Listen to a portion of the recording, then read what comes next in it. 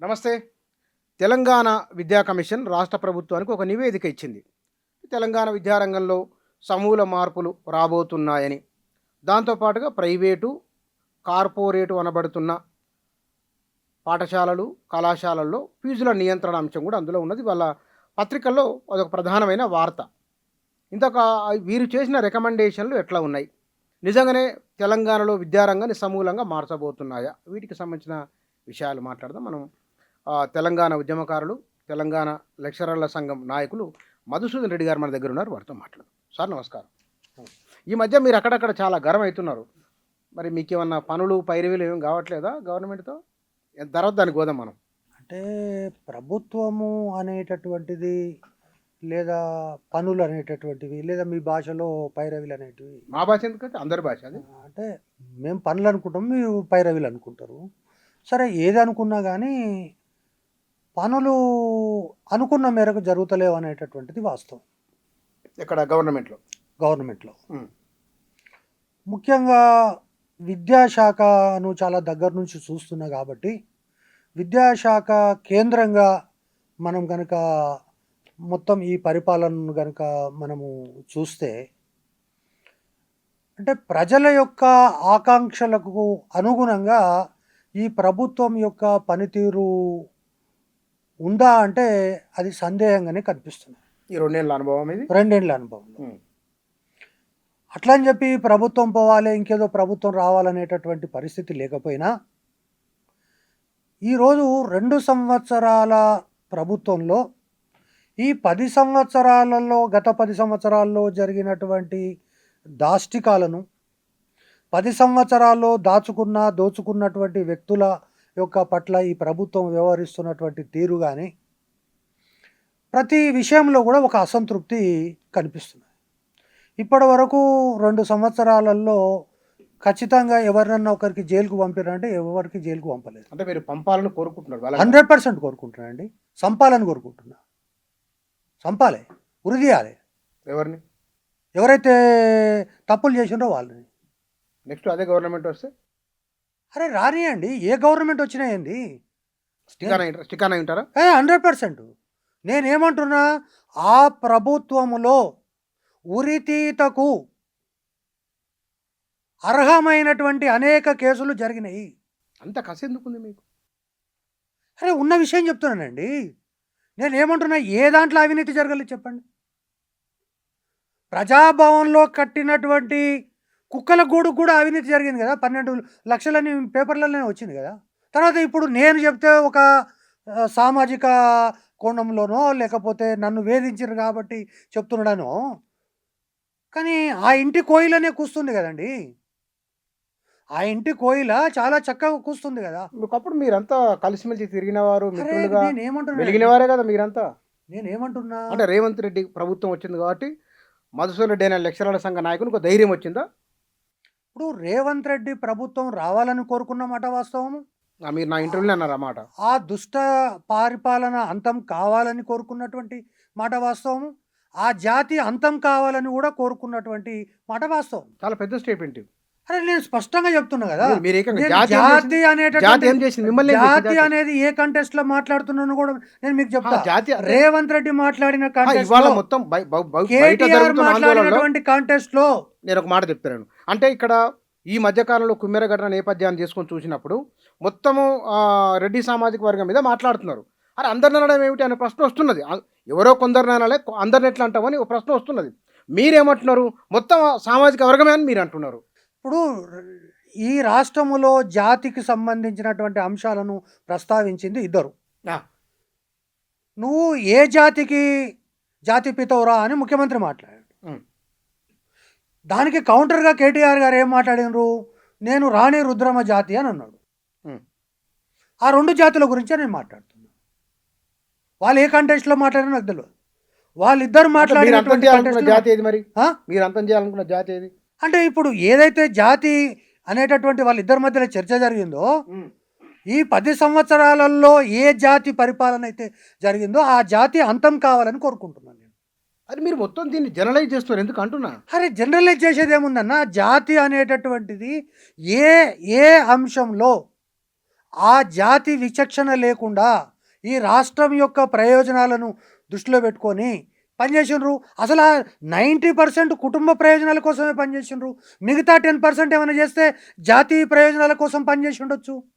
అంతేగాని రాష్ట్రం యొక్క సర్వతోముఖాభివృద్ధికి పనిచేస్తే మిమ్మల్ని అంత భారీ శిక్ష ఎందుకు వేస్తుండ్రి? ఇక్కడ ఆగుదామండు. మళ్ళీ దీనికొద్దాం మనం. ఇప్పుడు మీరన్నట్లుగానే మీరు కోరుకున్న ప్రభుత్వం వచ్చింది కదా 2 ఏళ్ల కాలంలో. 100%. మీరు కోరుకున్న ప్రభుత్వం కూడా ఏమీ చేయలేదని మీరు అంటున్నారు గదా! నేనేమంటున్నా, ఈరోజు ఈ 2 సంవత్సరాల పరిపాలన కనుక చూస్తే నాలాంటి వాళ్ళ యొక్క విశ్లేషణ ప్రకారంగా గత 10 సంవత్సరాల పరిపాలనలో జరిగినటువంటి అవకతవకలను చీల్చి చెండాడి ఉరికంబాలెక్కించి అవసరమైతే ఉరి శిక్ష వేసి లేకపోతే ఇంకో రకమైనటువంటి శిక్షలు వేసి అనేక రకాలమైనటువంటి ఈ రాష్ట్రంలో జైలు పట్టకపోతే పక్క రాష్ట్ర జైళ్ళల్లో పెడతారనేటటువంటి ఆకాంక్షలతో ఉన్నటువంటి వ్యక్తులం మేము. అంటే మీకు ఇక్కడ ప్రజా సమస్యల పరిష్కారము, ప్రజాపాలన కాదు. వ్యక్తిగతంగా గతంలో మిమ్మల్ని వేధించారు కాబట్టి ఆ రివెంజ్ తీసుకోవట్లేదనే ఆ దాంతో ఉన్నారా మీరు? నేనేమంటున్నా అండి, రివెంజ్ తీసుకున్నా ఏది తీసుకోకున్నా ఇప్పుడు ఫర్ ఎగ్జాంపుల్ నన్ను చట్ట ప్రకారంగా లోపల పెట్టిండ్రు, నేను చట్ట ప్రకారంగా బయటికి వచ్చిన. చట్ట ప్రకారంగా వాళ్ళు పెట్టే కేసు పెట్టగలిగినారు కానీ కేసును ప్రూవ్ చేయలేకపోయారు కదా. అదేవిధంగా ఇప్పుడు ఈ ప్రభుత్వం కూడా గత 10 సంవత్సరాలుగా జరిగినటువంటి కాలంలో కనీసం ఇప్పటికైనా ఒక 10 మంది 15 మందినైనా కనీసం వీళ్ళు శిక్షకు అర్హులు అనేటటువంటి నిరూపణ జరపలేకపోవడం అనేటటువంటిది ఈ ప్రభుత్వంలో కూడా గత ప్రభుత్వ అరాచకాలను ఎండగట్టడంలో కానీ వాటిని చట్టం ముందు నిలబెట్టడం కానీ వాళ్ళకి శిక్ష వేయించడంలో కానీ ఉదాసీనంగా ఉంది అనేటటువంటి అభిప్రాయము నాలాంటి వాళ్ళలో కలుగుతున్నదని చెప్తున్నారు. ఓకే, ఇప్పుడు విద్యా కమిషన్ వద్దాం. ఎందుకంటే మీరు ఏ తరహా ఆలోచనతో ఉన్నారో తెలుసుకుందామని అనుకున్నా నేను. అర్థమైంది నాకు. ఇప్పుడు మీరు అసలు విద్యా కమిషన్ వాళ్ళు రిపోర్ట్ ఇచ్చారు కదా, అంటే ముఖ్యంగా ఈ రాష్ట్రంలో విద్యా కమిషన్ అనేటటువంటిది ముఖ్యమంత్రి గారు జనరల్గా విద్యాశాఖను ఎవరు కోరుకోరు. రాష్ట్రంలో మంత్రి పదవి వచ్చిన తర్వాత ఫస్ట్ అడిగేది నాకు ఏ శాఖ కావాలనేది. సాధ్యమైనంత వరకు ఏ ఇబ్బంది లేకుండా చికాకులు లేకుండా కూర్చున్న దగ్గర పనులు జరిగిపోయేటటువంటి శాఖలు కోరుకుంటారు కానీ విద్యా వైద్యం లాంటి శాఖలు చాలా ఎక్కువ మంది దగ్గర పనులు అయిపోయే శాఖలు ఏమున్నాయి ఒకటి రెండు అంటే ఉదాహరణకు ఇప్పుడు మీరు ఏ శాఖ తీసుకున్నా, ఇప్పుడు రెవెన్యూ శాఖ ఉంది, ఆర్థిక శాఖ ఉంది, వాటికి ఏమి ఇబ్బందులు ఏమి ఉండవు. వచ్చింది కూడబెట్టడము నలుగురికి పంచడం తప్ప దాంట్లో ఇబ్బందులు ఏమి ఉండవు. కానీ అదే విద్యాశాఖ కానీ వైద్య శాఖ కానీ ఈరోజు వైద్య శాఖకు సంబంధించి ఎవరో బెడ్ లేకుండా కింద పడ్డారు అంటే మంత్రి పరిగెత్తాల్సి వస్తుంది. అదేవిధంగా పలానా పాఠశాలల్లో ఉత్తీర్ణత శాతం 0 అయిందంటే దీనికి విద్యాశాఖ మంత్రి లేకపోవడమే కారణం అంటారు. లేకపోతే 10th క్లాస్ పరీక్ష పేపర్ లీక్ అయిందంటే విద్యామంత్రి రాజీనామా చేయాలంటారు. ఓకే, సో కాబట్టి ఇది చాలా అయితే ఇక్కడ విద్యాశాఖను ముఖ్యమంత్రి గారు తన యొక్క స్వీయ పర్యవేక్షణలో ఉంచుకోవడము, హోంశాఖ కూడా ఆయన దగ్గరే ఉంది. లేదు అది వేరే విషయాలు. కానీ ఆ శాఖల గురించి ఎప్పుడు ప్రస్తావించినప్పటికీ విద్యాశాఖ గురించి నేను అన్ని శాఖలు వదులుకున్నా విద్యాశాఖను వదులుకోను అనేటటువంటిది ఒకటి ముఖ్యమంత్రి గారు మాట్లాడినారు ఒక సందర్భంలో. రెండవది, విద్య అనేటటువంటిదే ఈ సమాజంలో మార్పుకు కారణమవుతుంది. ఇప్పుడు మనము భూములు పంచలేము. నేను కూడా వ్యక్తిగతంగా ముఖ్యమంత్రి గారితో మాట్లాడినప్పుడు నాతో కూడా ఈ విషయం చెప్పిండు ఆయన. ఏమని, మనము గతంలో లాగా హామీ ఇచ్చి 5 ఎకరాల భూమి పంచుతాము, లేకపోతే అందరికీ ఇండ్లు కట్టిస్తాము, లేకపోతే అందరికీ ఉద్యోగాలు కల్పిస్తాం అనేటటువంటిది ఏం చేయలేము. మనము విద్యగా అందరికీ అందించగలిగితే ఆ విద్య ద్వారా సమాజం యొక్క పరివర్తన జరిగి రాబోయేటటువంటి రోజుల్లో ఒక ఉత్తమమైనటువంటి సమాజం, దేశంలోనే అత్యున్నతమైనటువంటి స్థాయికి మనము రాష్ట్రాన్ని తీసుకుపోగలుగుతామని అన్నారు. కాబట్టి ఆ నేపథ్యంలోనే విద్యా కమిషన్ అనేటటువంటి ఒకటి వేయడం జరిగింది. దేశంలో ఏ రాష్ట్రంలో లేని విధంగా నేను ఎడ్యుకేషన్ పాలసీ ఒకటి తీసుకొస్తా అని చెప్పడం జరిగింది. సరే, ఆకునూరు మురళి గారి యొక్క నేతృత్వంలో కమిటీ వేశాం. అయితే విద్య ద్వారా మొత్తం మారుతుందా అంటే మారదు. కానీ విద్య అనేటటువంటిది ఖచ్చితంగా బేస్ అవుతుంది అనేటటువంటిది విద్య అనేటటువంటిది ఏ అగ్రరాజ్యాల నుంచి మొదలుకొని అట్టడుగున ఉన్నటువంటి రాజ్యాల వరకు ఉచిత విద్య ఉచిత వైద్యం అనేటటువంటిది ఆ రాజ్యం యొక్క శ్రేయోరాజ్యమైనా సంక్షేమ రాజ్యమైనా నువ్వు ఇంకో రకమైనటువంటి రాజ్యమైనా అదే, అవును. పెట్టుబడి రాజ్యం అదే, అమెరికా అదే, అయినా ఆ, ఆ. విద్యా వైద్యం అనేటటువంటిది ఉంటుంది. ఉమ్. ఆ నేపథ్యంలోనే ఆకునూరు మురళి గారిని ఎంపిక చేసి వారు విద్యా కమిషన్ చైర్మన్గా మరో నియమించారు. కొంతమంది మెంబర్లు కూడా ఉన్నారు. మెంబర్లు కూడా ఉన్నారు. సరే, ఆకునూరి మురళి గారి యొక్క బ్యాక్గ్రౌండ్ ఏదైతే ఉందో, అంటే విద్య ద్వారానే సామాజికమైనటువంటి మార్పు జరుగుతుంది అనేటటువంటి నేపథ్యము, తర్వాత ఆయన వచ్చినటువంటి సామాజిక నేపథ్యంతో ఆయా వర్గాలకు విద్య అనేటటువంటిది అందిస్తే వాళ్ళు కూడా సమాజంలో కలవడానికి అవకాశం ఉంటుంది అనేటటువంటి అంశం కానీ, లేదు వారికి నిన్న మొన్నటి అనుభవం ఏదైతే ఈ యొక్క వైఎస్ జగన్మోహన్ రెడ్డి ప్రభుత్వంలో విద్యా సలహాదారుగా పనిచేసినటువంటి ఒక అనుభవం ఆంధ్రప్రదేశ్లో ఉండడం కానీ, ఇంగ్లీష్ విద్య పట్ల ప్రత్యేకమైనటువంటి అభిప్రాయాలు కొన్ని ఆయనకు ఉండడం కానీ, ఇవన్నీ నేపథ్యంలో ఆయన కమిటీ వేయడంలో కూడా అందరికీ కూడా ఇది ఒక మంచి పరిణామం అనేటటువంటిదే ఉంది. కానీ నిన్న విద్యా కమిషన్ యొక్క రిపోర్టు ముఖ్యమంత్రి గారికి ఇచ్చిన తర్వాత ఆ విద్యా కమిషన్ గురించి ఈరోజు వార్తాపత్రికల్లో వచ్చినటువంటి ప్రముఖమైనటువంటి అంశాలు, వారి యొక్క రికమెండేషన్సు, అదేవిధంగా వారు ఏ స్థాయికి వెళ్ళి ఈ రాష్ట్రంలో ఉన్న విద్యా వ్యవస్థను పరిశీలించిండ్రు, ఇవన్నీ కూడా చూస్తే నాకు ఆకునూరి మురళి గారు కొండను తవ్వి ఎలుకను పట్టిండ్రు అనేటటువంటిది నాకు అనిపిస్తుంది. అంటే అంత అవగాహన రాహిత్యంతో ఉన్నారని మీరు చెప్పదలుచుకున్నారా? అంటే వాళ్ళు అధ్యయనం చేయలేదని అంటే మీ కొండను ఉద్దేశమా? తవ్వి ఎలుకను పట్టిండు అని చాలా స్పష్టంగా కేటగిరికల్గా, తర్వాత నేను పూర్తి స్థాయిలో నేను ఒక ఏమంటారు దాన్ని కన్విన్స్ అయిన తర్వాతనే నేను మీతో మాట్లాడుతున్నా. అంటే ఇంకా అది పనికిరాదని మీరు చెప్పదలుచుకున్నారు. అంటే కొండను తవ్వి ఎలుకను పట్టిండు అని చెప్తున్నా. కొండను దోగుడు ఎందుకు? ఎలుకను గంత ఎలుక అంటే కొండ ఎందుకు దోగాలి? అయితే ప్రధానంగా దీన్ని పైన మీరు ఏం వ్యాఖ్యానిస్తారు అంటే, చాలా సున్నితమైనటువంటి అంశం అయినప్పటికీ కూడా ఇంగ్లీష్లో ఒక సామెత ఉంది, something is better than nothing. అంటే ఏమీ లేకపోవడం కంటే ఏదో ఒక కమిటీ వేసి దాంట్లో కొంత పరిశీలన చేసి ఒక 2-3 అంశాలని ప్రభుత్వం దృష్టికి తీసుకుపోవడంలో something is better than nothing అనేటటువంటి దానికి నేను అంగీకరిస్తున్నాను. అంటే దాంట్లో ప్రధానంగా విద్యకు మనం 7-8% కంటే నిధులు ఇస్తలేం. ఏమన్నాడు 18%, మరి భయపడకుండా చెప్పిండా లేకపోతే, ఎందుకంటే 20 ఎందుకు చెప్పలేదని నాకున్న సందేహం. ఆయన ఎక్కడ మాట్లాడినా 20% నిధులు ఖచ్చితంగా ఇవ్వాలి, మినిమం కనీసం 20%. అనేక కమిషన్లు కూడా రాష్ట్రం వచ్చిన తర్వాత, దేశ స్వాతంత్రం తర్వాత కూడా అనేక రాష్ట్రాలు చెప్పినాయి. కానీ మరి 20% కాకుండా 18% అయినప్పటికీ కూడా something is better than nothing అన్న కదా, కనీసం 18% నిధులన్నా ఇస్తారేమో చూడాలి. తర్వాత ఈ రాష్ట్రంలో ఉండేటటువంటి సుమారు 60 లక్షల మంది విద్యార్థులు ఎవరైతే ఉన్నారో, 64 లక్షల మంది విద్యార్థులు ఉన్నారు. దాంట్లో సగము ప్రభుత్వంలో ఉన్నారు, సగము ప్రైవేట్ రంగంలో ఉన్నారు. ఈ 60 లక్షలలో విద్యార్థులలో ఆ 4 లక్షల గురించి మాత్రమే ఈ యొక్క రీసెర్చ్ అంతా తిరిగింది. కానీ ఏ 4 లక్షలు?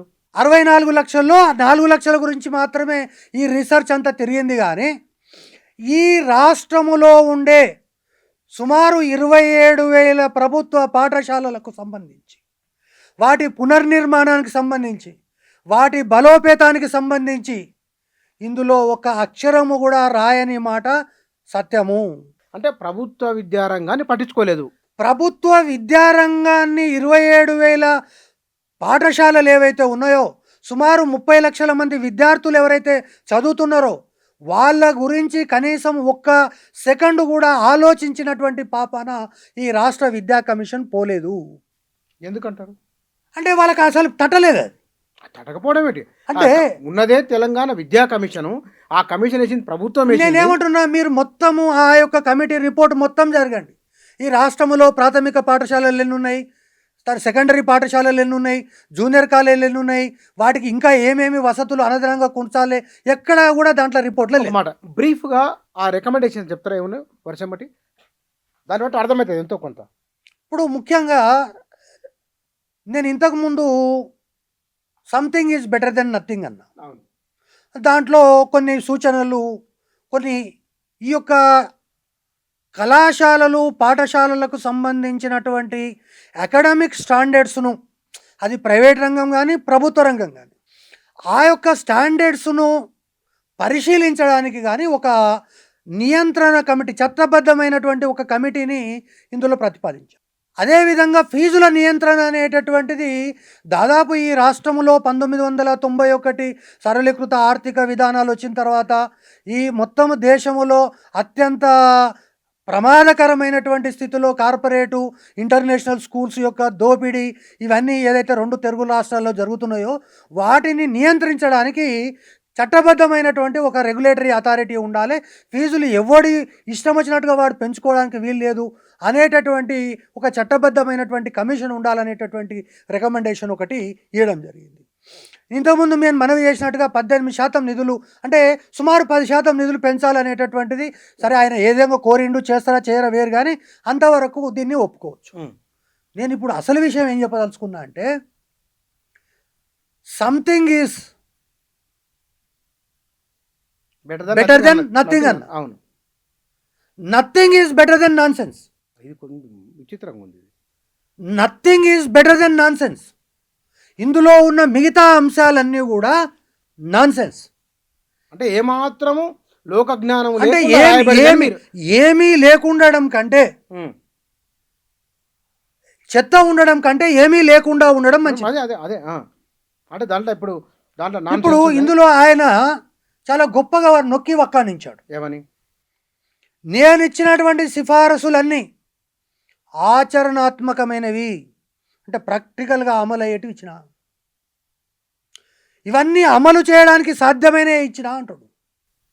ఏమిచ్చినా చెప్తలేరు కదా. ఒక్క నిమిషం, మరి నిజంగానే అనుకున్నా, నేను తెరిచి చూస్తే అన్నీ ఆచరణాత్మకనే ఉంటాయి, ప్రాక్టికల్గా ప్రాబ్లం, తర్వాత ఆచరణాత్మక ప్రభుత్వం సులువుగా అమలు చేయడానికి అవకాశం ఉందని ఆయన చెప్పాడు. ఇప్పుడు ప్రాథమిక పాఠశాలల్లో ఎల్కేజీ యూకేజీని కలపాలన్నాడు.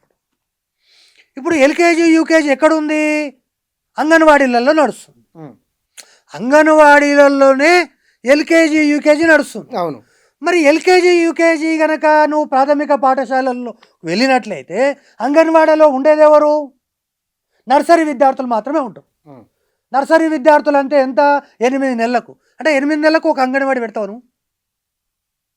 అంటే ఇప్పటి వరకు అంగన్వాడీలలో నర్సరీ కానీ ఎల్కేజీ కానీ యూకేజీ కానీ ఉండి ఆ విద్యార్థులను ఫస్ట్ క్లాస్లో తీసుకొచ్చి జాయిన్ చేసే ఒక పద్ధతి ఉండే. అవును. అంటే ఇప్పుడు అల్టిమేట్గా ఈయన అంగన్వాడీలను రద్దు చేయాలనేటటువంటి పరిస్థితికి వచ్చాడు. కానీ ఈ రాష్ట్రంలో ఏదైతే వేప చెట్టుకు చీర కట్టి ఆ చీరలో పసికూనను పెట్టి ఆ పక్కనే ఉన్న పొలంలో కలుస్తున్నటువంటి మహిళలు ఎవరైతే ఉన్నారో వాళ్ళకు ఆసరగా ఉన్నటువంటి అంగన్వాడీల రద్దుకు ఈయన రికమెండ్ చేస్తున్నాడా అనేటటువంటి డౌట్ నాకు వస్తుంది. ఏమి ఈ యొక్క రికమెండేషన్? ఒకటి.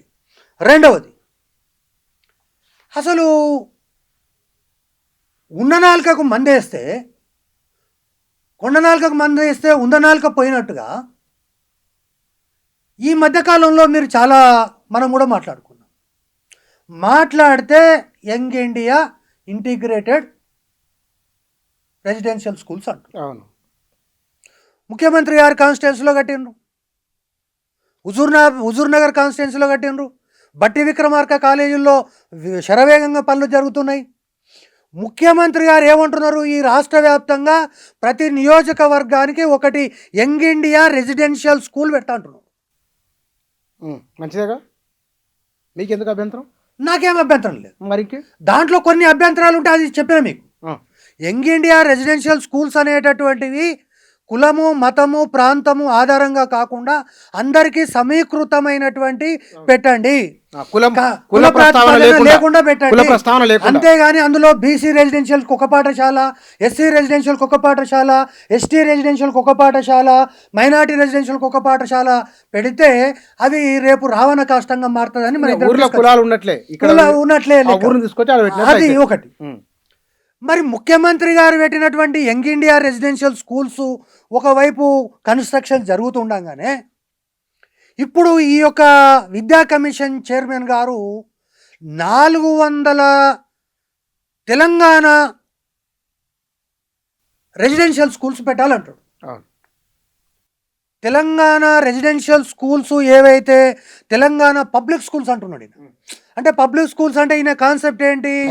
Hyderabad public school, Ramanthapur public school, ఇట్లా ఏదైతే ఇంతకుముందు మన గతసారి చెప్పిండే కదా, నాకు మనుమడు తర్వాత నా అటెండర్ మనుమడు ఒకే దగ్గర చదవాలని. ఈయన ప్రపోజ్ చేసేది ఏంటి అంటే 400 తెలంగాణ పబ్లిక్ స్కూల్స్ ప్రారంభించాలి. అంటే ఈ రాష్ట్రంలో ఉన్న 27,000 పైచిలకు ఉన్నటువంటి ప్రాథమిక పాఠశాలలు ఏమైతాయి, ఉన్నత పాఠశాలలు ఏమైతాయి, మరి ఈ యొక్క 400-600 పాఠశాలలు కనుక వస్తే ఇక అవన్నీ శాశ్వత సమాధి కట్టడానికి ఈ రిపోర్ట్ అనేటటువంటిది ఈ ప్రాథమికంగా ఇచ్చినట్టుగా నాకు కనిపిస్తుంది. అంటే ఇది అంటే నేనేమంటున్నా, ఒక్క నిమిషం, లేదు ఒక్క సెకండ్. జనరల్గా మీరు ఇంక్లూజివ్ ఎడ్యుకేషన్ అని చూసారు. To the best of my knowledge, okay, ఒకవేళ మీకు ఎన్టీ రామారావు స్థాపించినటువంటి రెసిడెన్షియల్ స్కూల్స్ కనుక లేకపోతే మీరు 10th క్లాస్ వరకే చదివి అచ్చంపేట అడవులలో ఏదో ఒక పని చేసుకునేటటువంటి బతికేటటువంటి పరిస్థితి మీకు ఉంటుండే. అవును. కానీ ఆ పాఠశాలలు ఉండడం వల్ల ఆ స్థాయి నుంచి ఎదిగి ఈరోజు మధుసూదన్ రెడ్డిని ఇక్కడ కూర్చొని ప్రశ్నలు అడిగే స్థాయికి మీరు వచ్చారు. అవును. ఆ పాఠశాలల్ని ఒక సోషల్ ట్రాన్స్మిషన్ అనేటటువంటిది అనేక మంది లక్షలాది మంది విద్యార్థులు చదువుకోవడమే కాకుండా వేలాది మంది డాక్టర్లు, వేలాది మంది ఇంజనీర్లు ఈరోజు సాంఘిక సంక్షేమ గురుకులాలు కానీ బీసీ గురుకులాల నుంచి కానీ మనకు వచ్చినటువంటి పరిస్థితి. కానీ ఎట్ ది సేమ్ టైం ఈరోజు జరుగుతున్నటువంటి పరిస్థితి ఏంటంటే ప్రతి లంబర్తండలో కూడా స్కూల్ ఉండాలి, ప్రతి ఒక్క జనసమూహంలో స్కూల్ ఉండాలి, ఒక 500 మంది నివసించేటటువంటి ప్రతి ప్రాంతంలో ఒక ప్రాథమిక పాఠశాల ఉండాలి. కానీ వాటన్నిటికీ గోరీ కట్టడానికి వీడెవడని అడుగుతున్నాను నేను. ఎవరిని అంటున్నారు మీరు అంత మాట? ఈ ఎడ్యుకేషన్ చైర్మన్ అడుగుతున్నాను నేను, ఈ ఎడ్యుకేషన్ కమిటీ చైర్మన్ అడుగుతున్నాను నేను. అతను మాజీ కలెక్టర్. అరే whatever it may be, విద్య అనేటటువంటిది నీ బాబ్ జాగిర్ కాదు. నేనేమంటున్నా, ప్రతి లంబర్ తండలో కూడా ఈ రాష్ట్ర ప్రభుత్వం 1900 స్కూళ్ళను మూసేసింది, వాటిని తెరిపించని అని మీరు రికమెండేషన్ ఇవ్వాలి. కానీ దానికి విరుద్ధంగా ఈ రాష్ట్రంలో ప్రతి 600 స్కూళ్ళు పెట్టి మొత్తం ఉన్నటువంటి పాఠశాల విద్యను మొత్తం గంగలో కలిపేసి ఈ 600 స్కూల్స్ ఎవరైతే ఉన్నారో, ఇంకా ఆశ్చర్యకరమైనటువంటి విషయం, ఈ 600 స్కూళ్ళకి ప్రతి సంవత్సరం 15 కోట్ల రూపాయలు బస్సులకు చెల్లించాలట. అంటే ఆ చుట్టుపక్కల ఉన్న గొర్రెలన్నీ తీసుకొని వచ్చి ఈ గొర్రెల మందులో జరపాలి. కానీ మీరు దాన్ని రాంగ్ ఇంటర్ప్రిటేషన్ చేస్తున్నారేమో కదా? 100% రైట్ ఇంటర్ప్రిట్ చేస్తున్నా నేనేమంటున్నా, విద్యార్థి దగ్గరికి మనం పాఠశాలను తీసుకుపోతావా, లేకుంటే పాఠశాలను అందరినీ హైదరాబాద్ తీసుకొచ్చి జిమ్ఖానా గ్రౌండ్లో పెట్టు. మనము సరిగ్గా తెలంగాణ ఉద్యమానికి వెళ్దాం. తెలంగాణ ఉద్యమం జరుగుతున్నప్పుడు ఆనాడు కాంగ్రెస్ ప్రభుత్వం తమకు అనుకూలంగా రిపోర్టు రాయించుకున్నదనే చర్చ జరిగింది. అందరూ మాట్లాడుకున్నామా? అంగీకరిస్తారు కదా. ఇప్పుడు ఈ రిపోర్ట్ను మీరు ఆకునూరు మీద వాడిబిడని తిడుతున్నారు కదా, ముఖ్యమంత్రి చెప్తే రాసినది మీరు ఎందుకు అనుకోకూడదు? మీరు ముఖ్యమంత్రి ఎందుకు తిట్టట్లేదు? నేను ఒక విషయం మీకు చెప్తాను. ఒకవేళ నిన్న సాయంత్రం కనుక ముఖ్యమంత్రి ఈ యొక్క రిపోర్టును నేను యథావిధిగా అమలు పరుస్తున్నానని ప్రకటించి ఉంటే ఈరోజు నేను ముఖ్యమంత్రిని ఖచ్చితంగా ఈ వేదిక నుంచి నిలదీసేవాడిని.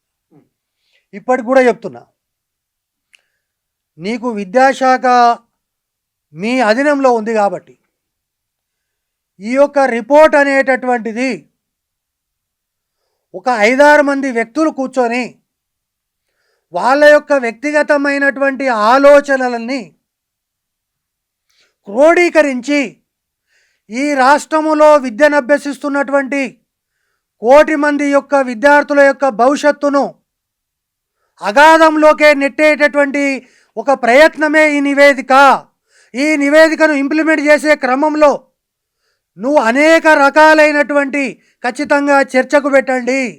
ఈరోజు రాష్ట్రంలో చర్చకు పెడతామన్నారు. ఉద్యోగులు, ఉపాధ్యాయులు, అదేవిధంగా విద్యావేత్తలు, పిల్లలు, తల్లిదండ్రులు కొంతమంది ముక్కున వేలేసుకుంటున్నారు. ఎందుకు? ఇది రిపోర్టేనా అని. ఇది రిపోర్టేనా? విద్యాశాఖ మంత్రి, ముఖ్యమంత్రి ఉన్నారు. మీలాంటి వాళ్ళు చెప్తే వింటారు వారు. మీరు ఆ కమిటీ రిపోర్ట్ ఒక మాట సార్, ఆ కమిటీ ఇంకా ఆ రిపోర్ట్ ఆచరణలోకి రాలేదు. తర్వాత మీరు దాన్ని అన్వయించుకుంటున్నారు, కోరిలేట్ చేసుకుంటున్నారు. బహుశా ఇది కావచ్చు, ఇట్లా జరగవచ్చు అని మీరు భావిస్తున్నారు. అది నిజమో కాదో తెలియదు. అది తెలియకుండానే మీరు ఒక నిర్ణయానికి వచ్చి, సాక్షాత్తు ముఖ్యమంత్రి దగ్గరనే విద్యాశాఖ ఉన్నది, ఆయన ఏం చేస్తారో మీకు అంచనా ఉన్నది, ఎందుకు ఇంత ఆవేశపడుతుంది? నేను ఏమంటున్నా అంటే మా యొక్క ఆవేశం ఇదంతా మీకు ఆవేశంలాగా కనిపిస్తుండొచ్చు. ఆవేదన అనుకుందాం. 100% నా ఆవేదననే వెలిపుచ్చుతున్నా. నేనేమంటున్నా స్పష్టంగా, ఒక విద్యా వ్యవస్థలో పనిచేస్తున్నటువంటి ఒక కార్యకర్తగా, అది కార్యకర్త రేవంత్ రెడ్డి ముఖ్యమంత్రి ఉండని, లేదా నా సొంత తమ్ముడో అన్ననో ముఖ్యమంత్రిగా ఉండని, విద్యా వ్యవస్థలో జరిగేటటువంటి మార్పులు ఏవైతే ఉంటాయో అవి భవిష్యత్తు తరాల యొక్క జీవితాలను తీర్చిదిద్దేటటువంటివి. ఈరోజు కూడా కొఠారి కమిషన్ సిఫార్సుల గురించి ఎందుకు మాట్లాడుకుంటున్నాం?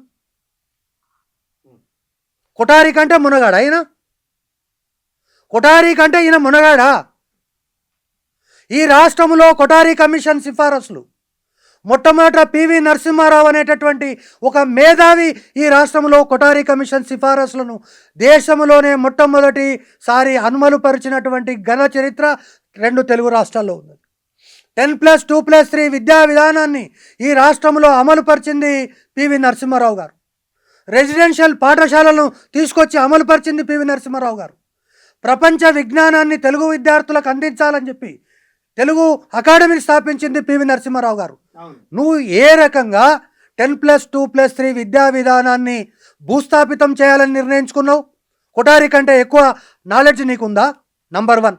నంబర్ 2, ఇంకేమంటాడు ఆయన? టీచర్లకు డైరెక్ట్గా ప్రమోషన్ ఇవ్వద్దు. నువ్వు ఎన్ని పరీక్షలు రాసి ప్రమోట్ అయినావు? నువ్వు సెలెక్ట్ అయ్యింది ఐఏఎస్. నువ్వు ఐఏఎస్ కూడా కాదు, గ్రూప్ 1కు సెలెక్ట్ అయినావు, లేదా ఐఏఎస్కు సెలెక్ట్ అయినావు. ఐఏఎస్కు సెలెక్ట్ అయిన తర్వాత నువ్వు ఆల్మోస్ట్ ఒక స్పెషల్ సెక్రటరీ క్యాడర్లో రిటైర్ అయినప్పుడు నువ్వు ఎన్ని పరీక్షలు రాసి నీవు ఆ ప్రమోషన్లన్నీ పొందినవు? ఒకటి. నేను ఇంకొక విషయం చెప్తున్నా. ఈరోజు ఒక టీచర్ కనుక టీచర్ కావాలంటే ఫస్ట్ బీఈడి ఎంట్రన్స్ రాయాలి. బీఈడి ఎంట్రన్స్ రాసిన తర్వాత బీఈడి ఎగ్జామ్ రాయాలి, తర్వాత టెట్ రాయాలి, తర్వాత డిఎస్సి రాయాలి. ఇన్ని రాసినాక కానీ వాడు టీచర్ కాలేడు.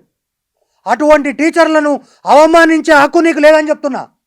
కానీ మీ వాస్తవానికి ఇక్కడ నాకు అర్థమైంది, ప్రభుత్వ విద్యారంగం ధ్వంసమవుతుందనే ఆవేదన ఉన్నది, కొంత ఆక్రోశం కూడా ఉన్నది. అయ్యో విద్యారంగం ఇట్లా అయిపోతుందా అని. ఎందుకు? మీరు దాన్ని కోరిలేట్ చేసుకున్నారు కాబట్టి మీ ఆవేదన రూపంగా వస్తున్నది. అర్థం చేసుకోదగ్గది. కానీ కొంచెం మీరు శృతి మించి మాట్లాడుతున్నారని నాకు అనిపిస్తుంది. నేనేమంటున్నాను, నా స్థాయిని మించి మాట్లాడుతున్నానొచ్చు, శృతిని మించి మాట్లాడుతూ అంటుండొచ్చు, ఇంకోటి అంటుండొచ్చు. మీ స్థాయిని నేను అనలేదు. నేను ఏమంటున్నాను, నేను అన్నిటికీ కూడా సిద్ధంగానే ఉన్నా. నేను ఆకునూరు మురళి గారిని స్పష్టంగా నేను ఒక ప్రశ్న వేస్తున్నా.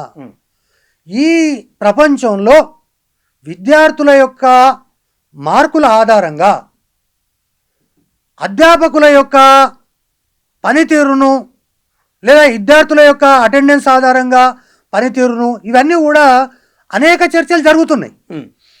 కానీ ఈరోజు ఆకునూరు మురళి గారు ఏవైతే విషయాలు ప్రస్తావించిండో, ఈ రాష్ట్రములో విద్యా వ్యవస్థ 2 భాగాలుగా చీలిపోయింది. 32 లక్షలు ఒక దగ్గర చదువుతుంటే 28 లక్షలు ఒక దగ్గర చదువుతుంది. దానికి కారణం రేవంత్ రెడ్డి కాదు, అందరము. అందరు కారణం. రేవంత్ రెడ్డి కారణమే, ఆకునూరు మురళి కారణమే, మీరు కారణమే, నేను కారణమే. ఒకవైపు మ్యాథమెటిక్స్లో ట్రిగ్నోమెట్రిక్ ఒక టీచరు, జామెట్రిక్ ఒక టీచరు, ఆల్జిబ్రాక్ ఒక టీచరు, ఇంగ్లీష్ మీడియంకి ఒక టీచరు, తెలుగు మీడియంకి ఒక టీచరు పెట్టి పాఠాలు చెబుతున్నటువంటి పరిస్థితి ఒకవైపు ఉంటే, 5 తరగతులకు కలిపి ఒకే టీచర్ను పాఠం చెప్పించి ఆ విద్యార్థుల యొక్క పనితీరు ఆధారంగా వారికి ప్రమోషన్లు ఇవ్వాలంటే ఎందుకు ఈ రిపోర్ట్ ఇచ్చినామని అడుగుతున్నాను నేను. ఒక మాట, జగన్మోహన్ రెడ్డి ప్రభుత్వం ఆంధ్రప్రదేశ్లో సాధించిన విజయాలు ఏమిటి అన్నప్పుడు ఆయన వాస్తవానికి చంద్రబాబు అప్పట్లో చెప్పిండే ప్రజల వద్దకు పాలనని. ప్రభుత్వ యంత్రాంగాన్ని ప్రజల ఇంటి ముందు తీసుకొని పోయింది జగన్తో పాటుగా నాడు నేడని ప్రభుత్వ స్కూల్లో బాగు జరిగింది. ఆ బాగు ఆలోచన వెనుక ఉన్నది ఆకునూరు ఐఏఎస్ అనేది అక్కడ ఏపీ ప్రజలకు ఉన్న అనుభవం. బహుశా వాళ్ళకంత సక్సెస్ ఇచ్చిన వ్యక్తి ఇక్కడ ఎందుకు నెగిటివ్ చేయాలనుకుంటారు? ఇక్కడ ఒకటి స్పష్టంగా మీరు ఈ ప్రశ్న అడగడం నాకు చాలా ఉపయోగపడింది. మీకు ఉపయోగపడిందా? చాలా ఉపయోగపడింది. మరి అంత విద్యా వ్యవస్థలో పెద్ద ఎత్తున మార్పులు తెచ్చి అమ్మ ఒడి అనే పథకాన్ని పెట్టి రంగులు రూపు మార్చి ప్రతి స్కూల్ను నాడు ఎట్లుండే నేడు ఎట్లుండే అంటే మరి 11 సీట్లు రావడానికి ఈ ఆకునూరు మురళే కారణమా? అంటే ఒక స్కూల్ బట్టి ఓట్లేస్తారా? అంటే మీరు చెప్తున్నారు కదా, అంటే కనీసం ఓటేస్తారా? మిగతా ఏవి జరగలే ఈ స్కూల్ చాలా జరిగినాయి. నేను ఏమంటున్నా, ఒక్క నిమిషం, మిగతా ఏం జరగలే. నేను నేను ఏమంటున్నా, ఈ స్కూళ్ళను చూసి ఓట్లేసిన 25 సీట్లు రావాలి కదా.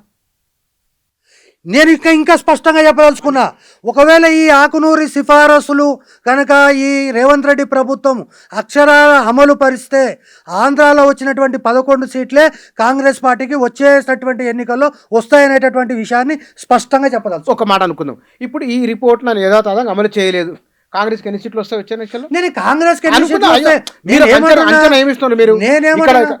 ఇందాకన్నది ఏమిటి, జగన్మోహన్ రెడ్డి ప్రభుత్వంలో చెప్పుకోదగ్గైన తప్ప గెలవదగ్గ నేను అనలేదు.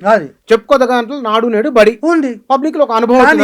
నేను ఒక విషయం చెప్తా, ఏదైనా ఒక విషయం చేసినప్పుడు జగన్మోహన్ రెడ్డి అనేటటువంటిది, అసలు తెలుగు అనేటటువంటిది ఆంధ్రప్రదేశ్ రాష్ట్రంలో ఆంధ్రం ఉండకూడదు అనేటటువంటి ఒక నిర్ణయం ఏదైతే తీసుకున్నాడో ఆకునూరు మురళిని నమ్మి, అది అనేక రకాలైనటువంటి విమర్శలకు గురైంది.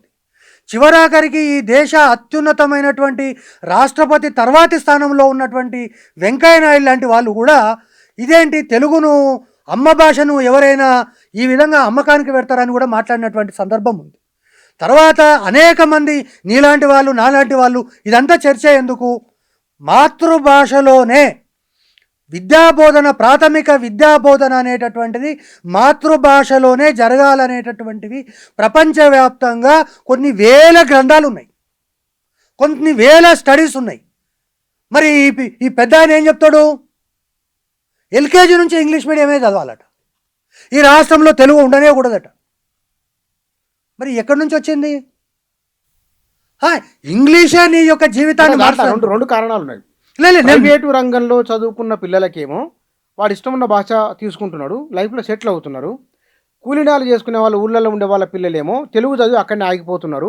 వీళ్ళకి ఇంగ్లీష్ రావాలని ఒక ఆర్గ్యుమెంట్ వచ్చిన మాట వాస్తవం. అప్పట్లో నేనేమంటున్నా, ఇప్పటికి కూడా చెప్తున్నా, ఇంగ్లీష్ అనేటటువంటిది ప్రపంచ మారుతున్నటువంటి సమాజంలో ఇంగ్లీష్ లేకపోతే అది మార్కెట్, వాడు 50% చదువుకున్నట్లే. ఆ భాష మార్కెట్.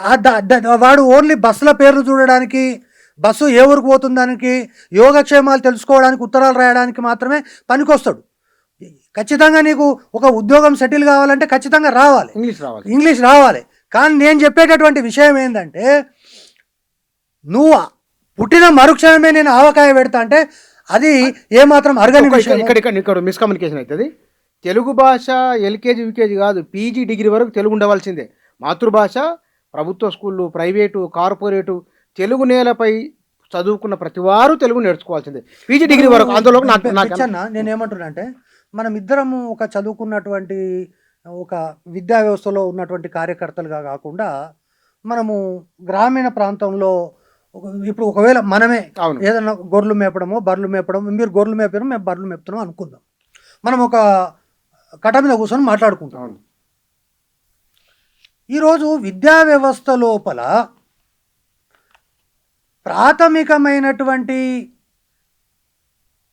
1వ తరగతిలో అమ్మ, ఆవు ఇది అవును.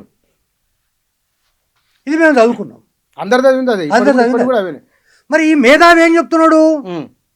మీరు అమ్మ, ఆవు కాదు, ఏ పర్ యాపిల్ కూడా 1వ ఎల్కేజీ నుంచే చదవాలి. తర్వాత హిందీ కూడా 1వ తరగతి నుంచే చదవాలి. 1వ తరగతి నుంచి 3 భాషలు చదువుతున్నటువంటి మరి ఈ మేధావిని మేధావి అనాలనా, మేధావి అనాలనా నువ్వే చెప్పండి నాకు. సార్ దీంట్లో ఇప్పుడు ఎందుకంటే పిల్లల సామర్థ్యాలు ఇప్పుడు అంటే మారుతున్నా. నేనేమంటున్నా, ఈరోజు కేంద్ర ప్రభుత్వము రూపొందించినటువంటి న్యూ ఎడ్యుకేషన్ పాలసీలో కానీ 3 లాంగ్వేజ్ ఫార్ములాలో కానీ లాంగ్వేజ్ అనేటటువంటిది బహుశా మీరు కూడా చదివినరు. 5వ తరగతి వరకు మనకు తెలుగు, ఇంగ్లీష్ తెలియదు. 3వ తరగతిలో ఏబిసిడీలు పెట్టించేది. 5వ తరగతిలో హిందీ ఉండేది. 1వ తరగతిలో తెలుగు మాత్రమే. 2వ తరగతిలో తెలుగు మాత్రమే. 3, 4, 5 వరకు కూడా అది తెలుగు మాత్రమే. 6 నుంచి 3వ తరగతిలో ఇంగ్లీష్ ఏబిసిడీలు పెట్టించేది. 5వ తరగతిలో హిందీ ఏబిసిడీలు పెట్టించేది. అవును. మరి ఈరోజు నేను ఇంగ్లీష్ మాట్లాడమంటే గంట మాట్లాడతా, ఆయన కంటే బాగా మాట్లాడతా. స్థాయి పెరుగుతున్న కొద్దీ భాషా భాషా సామర్థ్యాలు పెంచుకోవడానికి అనేక రకాలైనటువంటిది. ఈ రోజు నువ్వు చెప్తున్నా, ఈరోజు రాష్ట్రంలో 27,000 పాఠశాలలు ఉంటే ఇంగ్లీష్ మీడియం రిక్రూట్మెంట్ ఎన్ని పాఠశాలలో ఉంది? ఒకటి. రెండవది ఏంటంటే ఇందులో ఉన్నటువంటిది ఫస్ట్ క్లాస్ నుంచే 3 లాంగ్వేజ్ ఫార్ములా అన్న, అది అసలు అట్టర్ ఫ్లాప్. అసలు అంటే చదువు రానోడు చెప్పేటట్టు ఒకటి. రెండవది, దేశవ్యాప్తంగా ఒక విద్యా విధానం అనేది వస్తుంది. టీచర్ ట్రైనింగ్ అనేది మీరు విన్నారు. టీచర్ ట్రైనింగ్ అంటే 12th క్లాస్ అంటే మనం 12వ తరగతి పాస్ కాగానే బీఏ, బీకామ్, బీఎస్సీ చదవాలంటే మళ్ళీ అదొక 2 ఏళ్ళు 3 ఏళ్ళు మనం టీచర్ ట్రైనింగ్ చేస్తే తొందరగా టీచర్ అయిపోతామని చెప్పి తొందరగా పిల్లలు ఇస్తారు, పెళ్ళి అవుతుంది అనేది కూడా మనకు మహబూబ్నగర్, నల్గొండ జిల్లాలో ఉండేది. అవును. ఇప్పుడు ఆ టీచర్ ట్రైనింగ్ ఎత్తే ఏమంటున్నాడు? టీచర్ ట్రైనింగ్ ఉండొద్దు, మరి ఉండాలి, బీఈడీ ఉండాలి. టీటీ వద్దు, బీఈడీ ఉండాలి. బీఈడీ ప్రైమరీ అట, బీఈడీ అనేటటువంటి సెకండరీ అట. బీఈడీ ప్రైమరీకి బీఈడీ సెకండరీ ఉండడానికి నువ్వెవరు చెప్పడానికి? నీకున్న అర్హత ఏంది? National educational and scientific research దేశంలో ఉండేటటువంటి విద్యా విధానాన్ని రూపొందించేది అక్కడ జరుగుతుంది. కానీ బీఈడీ ఎంత ఉండాలి? ఇంతకుముందు బీఈడీ 1 సంవత్సరం ఉండే, ఇప్పుడు 2 సంవత్సరాలు చేసిండ్రు. నీకేం సంబంధం అది? నువ్వు దాంట్లో పోయి నువ్వెందుకు ఎక్కుతున్నావు? ఒకటి. రెండవది, ఈయన చెప్తున్నాడు 1 నుంచి 5 తరగతులకు చెప్పడానికి ఖచ్చితంగా బీఏ, బీఎడ్ ఉండాలి. ఇప్పుడు టీటీసీ ఉంటే సరిపోతుంది. ఇప్పుడు గతంలో సుప్రీంకోర్టు జడ్జిమెంట్ ఇచ్చింది, బీఈడీ చేసిన వాడు, మీరు చాలా జాగ్రత్త వినాలి, ఆకునూరి మురళి గారు మీరు కూడా వినాలి, బీఈడీ చేసిన వాడు ప్రైమరీ స్కూల్ టీచర్గా పనికిరాడు అని రాష్ట్ర హైకోర్టు జడ్జిమెంట్ ఇచ్చినటువంటి విషయం బహుశా మురళి గారికి తెలియకపోతే నేనేం చేస్తా? ఆయన అమాయకత్వం సందర్భంలో వచ్చింది. అంటే టీచర్ ట్రైనింగ్స్ టీటీసీకి సంబంధించినటువంటి అభ్యర్థులు, బీఈడీ అభ్యర్థులు ఇద్దరు కూడా హెచ్జిటి రాసుకోవచ్చు. కానీ స్కూల్ అసిస్టెంట్ టీటీసీ రాయలేడు. స్కూల్ అసిస్టెంట్ టీసీ రాయడానికి ఎట్లాగూ లేదు. కానీ ఈ యొక్క హెచ్జిటి చేసినటువంటి వాళ్ళు, టీచర్ ట్రైనింగ్ వాళ్ళు ఏం చేశారంటే, మాకు అది అవకాశం లేనప్పుడు బీఈడీ చేసిన వాడు వచ్చి ఇక్కడ ఎట్లా రాస్తాడు? వాని teaching methods 8th, 9th, 10th వాని టీచింగ్ మెథడ్స్ ఇవి కావు. కాబట్టి టీచర్ ట్రైనింగ్ చేసిన వాడినే, అంటే సుప్రీంకోర్టు, హైకోర్టు వరకు కూడా పోయింది. కేవలం హెచ్జిటీలను నియామకం చేయాలంటే ఖచ్చితంగా వాడు టీటీసీ మాత్రమే చేసి ఉండాలి. అది కూడా తెలియకపోతే మరి ఈయనను అమాయకుడు అనాలనా లేకుంటే మేధావి అనాలనా? మీరు చెప్పండి నాకు. నంబర్ 1. ఇక ఇంకా ఘోరమైన విషయం ఏంటండి అంటే 7,480 కోట్లు కేటాయించి 400 రెసిడెన్షియల్ స్కూల్స్. ఇది ఓన్లీ నేను క్యాపిటల్ ఎక్స్పెండిచర్ చెప్తున్నా మీకు. ఓన్లీ క్యాపిటల్ అంటే 400 స్కూళ్ళు కట్టాలంటే 7,480 కోట్లు తెలంగాణ పబ్లిక్ స్కూల్స్ కట్టడమే కాకుండా 15 కోట్లు ట్రాన్స్పోర్ట్ ప్రతి సంవత్సరము, రికరింగ్ ఎక్స్పెండిచర్ 25 కోట్లు ప్రతి పాఠశాలకు. చాలా పెద్ద బడ్జెట్ కదా. మరి ఈ రాష్ట్రంలో ఉన్నటువంటి ప్రభుత్వానికి ఇప్పుడున్న పాఠశాలలను ఎక్కడ నడుపుతుంది? ఇప్పుడున్న రెసిడెన్షియల్ స్కూళ్ళను ఎక్కడ నడుపుతుంది? ముఖ్యమంత్రి గారి యొక్క మానస పుత్రిక అయినటువంటి యంగ్ ఇండియా పబ్లిక్ స్కూల్స్ ఎక్కడ నడుపుతుంది? మరి 7,480 కోట్లు ఎక్కడి నుంచి తెస్తారు? మరి మీరు 18% బడ్జెట్ అంటున్నారు, మరి రాష్ట్ర బడ్జెట్లో ఇది ఎక్కడి నుంచి సాధ్యమవుతుంది? 20 సంవత్సరాలన్నా ఈ 400 స్కూళ్ళు ప్రారంభమవుతాయా? ఇంత లేకుండా మీరు ఎట్లా ఇస్తారు? ఒకటి. ఇక రెండవదండి, ఈ రాష్ట్రములో ఉన్నటువంటి విద్యా వ్యవస్థను ఒక 50 సంవత్సరాల వెనుకకు తీసుకుపోవడానికి ఈయన కంకణం కట్టుకున్నట్టుగా కనిపిస్తుంది. అంత తిరోగమనం. అంటే ఇంతటి తిరోగమన చర్యలు, కనీసం ఊహకు కూడా అందనటువంటి తిరోగమన చర్యలు ఈ రికమెండేషన్స్లో ఉన్నాయి. యథా రాజా తదా ప్రజ. నేనేమంటున్నా, యథా రాజా తదా ప్రజ మీరు అంగీకరిస్తారా? ఒక్క నిమిషం. Basically you are an IAS officer. రెండవది, మీకు ఒక ఇంజనీర్గా బిల్డింగులు కట్టేటటువంటి లేదా ప్రాజెక్టులు కట్టడంలో కొంత అనుభవం ఉంది. నువ్వు ఐఏఎస్గా ఉన్నటువంటి సందర్భంలో పాఠశాలలు కళాశాలలను కూడా దగ్గర నుంచి పరిశీలించినటువంటి ఒక వ్యక్తిగా, మీరు ఇంతకుముందు అన్నారు చూడండి, నాడు నేడు అని. ఆడ ఉన్నది కాబట్టి నేనేం ఊహించింది కాదు. ఈయన అక్కడ చేసిన పని అదొకటే. ఈరోజు స్కూల్ ఇట్లా ఉంది, దీనికి సిమెంట్ ఎంత, ఏది సున్నం వేయాలంటే ఎంత అవుతుంది, బ్లాక్ బోర్డు పెట్టాలంటే ఎంత అవుతుంది, ఆ స్కూల్ను ఈ స్కూల్గా మార్చాలంటే ఎంత అవుతుందని లెక్కేసి ఆయనకి ఇచ్చి వచ్చేసింది తప్ప అంతకు మించి ఈయన చేసింది ఏం లేదు అక్కడ. ఒకటి. రెండవది, ఇంటర్మీడియట్ విద్యా విధానం అనేటటువంటిది 1969లో పివి నరసింహారావు గారి యొక్క నేతృత్వంలో కొఠారి కమిషన్ సిఫారసులకు ఆధారంగా చేసుకొని ఈ రాష్ట్రంలో 10+2+3 విద్యా విధానం ఈ రాష్ట్రంలో అమల్లోకి వచ్చింది. వచ్చిన తర్వాత అనేక రకాలైనటువంటి అపశృతులు ఉన్నాయి, తప్పులున్నాయి, తర్వాత కార్పొరేట్ సంస్థల యొక్క ఆధిపత్యాలు ఉన్నాయి, అవన్నీ చెడు కూడా చాలా ఉంది, దాని గురించి మాట్లాడదాం. కానీ ఈ రాష్ట్రంలో ఏ రాష్ట్రానికి పోయినా 50% విద్యార్థులు తెలంగాణ ఆంధ్రప్రదేశ్ నుంచి ఉంటున్నారు అంటే బికాస్ ఆఫ్ ఇంటర్మీడియట్. అటువంటి ఇంటర్మీడియట్ విద్యా వ్యవస్థను కూకటి వేళ్లతో పెకిలించి పడేయండి అంటున్నాడు. ఎల్కేజీ నుంచి ఇంటర్మీడియట్ వరకు ఒకే స్కూల్లో ఉండాలి అంటే ఈయన ఏ విద్యా విధానాన్ని తీసుకొస్తున్నాడు అనేది నాకు అర్థం కావాలి. మరి 1 నుంచి 5 స్కూల్లో 5 వరకు ఒకటే స్కూల్లో ఉన్నదాన్ని మనం వ్యతిరేకిస్తున్నాము. ఎల్కేజీ పిల్లవాడు 12th క్లాస్ చదివే 2 పిల్లవాళ్ళు అక్కడే చదవాలంటాడు. ఒకటి. రెండవది, ఈయన తెలివితేటలు కూడా నాకు కొన్ని అర్థమైనవి. అంటే నేను ఆయనతో సంభాషిస్తున్న సందర్భంగా. ఏం తెలివితేటలు? ఇప్పుడు మీరు కూడా స్కూల్ స్టూడెంట్, అంటే 5వ తరగతి నుంచి 12వ తరగతి వరకు కూడా మీరు చదివిన రెసిడెన్షియల్ స్కూల్లో కలిసే ఉండి, అంటే 10th అక్కడే ఉంది, 10th అక్కడే ఉంది, ఇంటర్మీడియట్ కూడా మీరు అక్కడే చదువుకున్నారు, ప్రారంభ దశ కాబట్టి ఉన్నది, ప్రారంభ దశ చేసుకున్నారు. అవును. ఒక 5-6 సంవత్సరాల తర్వాత 10thలో రిజల్ట్ ఫుల్ వస్తుంది, ఇంటర్మీడియట్లో రిజల్ట్ రావట్లేదు. కాబట్టి ఏం చేయాలి అనేటటువంటిది వచ్చిన తర్వాత ఈ 10thకు ఇంటర్మీడియట్కు ఉన్నటువంటి టీచర్లను వేరుపరిచి ఇంటర్మీడియట్కు సపరేట్గా టీచర్లను పెడితే కొంత ప్రమాణాలు పెరిగి వీళ్ళ రిజల్ట్ పెరుగుతుందని చెప్పి అప్పుడు ఉన్నటువంటి డిఆర్ గర్గ్ ఎవరైతే సెక్రటరీగా ఉండేనో వాళ్ళు అటువంటి నిర్ణయం తీసుకొని ఇంటర్మీడియట్కు సపరేట్ టీచర్స్ని పెట్టారు. అయినా పెద్ద ఎత్తున ఫలితాలు రాలేదు.